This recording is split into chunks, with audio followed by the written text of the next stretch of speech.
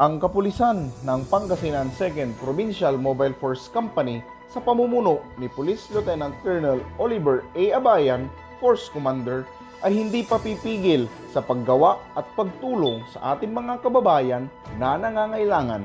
Isa na dito si Patrolman Dakpano.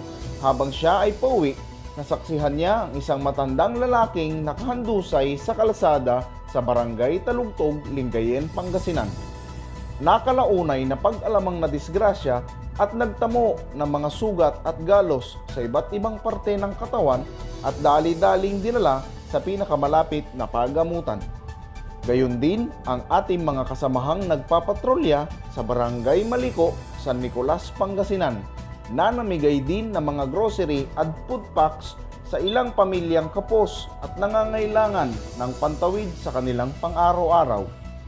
At panghuli, si Patrolman Joshua Ramirez na habang naka-duty sa Provincial Boundary Control Point sa Barangay Aloo, Umingan, Pangasinan, ay dali-daling tinulungan ang isang lalaking nasiraan ng kanyang pampasadang tricycle upang makauwi ng ligtas at maayos sa kanilang tahanan.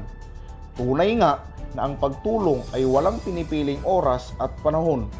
Nais lang naming ipabatid ang kapulisan ng Pangasinan 2nd Provincial Mobile Force Company ay handang tumugon sa inyong pangangailangan sa anumang oras at anumang panahon.